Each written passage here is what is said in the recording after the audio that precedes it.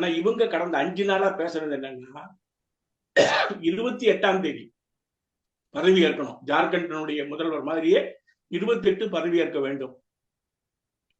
மத்திய அரசு இவர்கிட்ட பேச்சுவார்த்தை நடத்துறாங்க.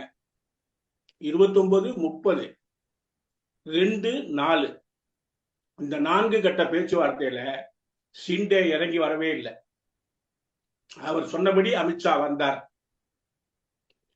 ராஜ்நாத் சிங்கை ஏற்றுக்கொள்ள மாட்டேன், வேறு யார் வந்தாலும் பேச மாட்டேன், எங்கள் எம்எல்ஏக்கள் நீங்கள் கூப்பிடுற இடத்துக்கு வரமாட்டாங்க, இதெல்லாம் கரெக்டா பேசி ஏற்பாடு பண்ணி அமித்ஷா வந்து இந்த பிரச்சனை முடிவுக்கு வந்தது.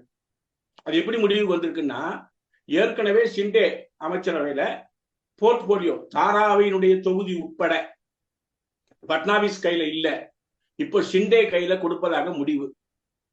முக்கியமான ஃபெர்டிலைசர் மற்றும் விவசாயிகளை தீர்மானிக்கிற அந்த பகுதி ஏற்கனவே பட்னாவிஸினுடைய நண்பருக்கு கொடுப்பதாக இருந்தது. அதை மாற்றி இவர்களுக்கு கொடுத்திருக்கிறாங்க. உள்துறை அமைச்சகம் இவரு.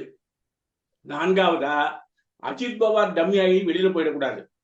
ஆகவே இந்த தேசிய முற்போக்கு கூட்டணி தான் வந்து எந்த முடிவா இருந்தாலும் உட்கார்ந்து பேசி எடுப்போம்னு சொன்னாங்கல்ல, அது மாதிரி 2 துணை முதலமைச்சர்களும் ஒரு முதலமைச்சரும் சேர்ந்துதான் கொள்கை ரீதியான முடிவை எடுப்போம் என்று சொல்லி இருக்கிறாங்க.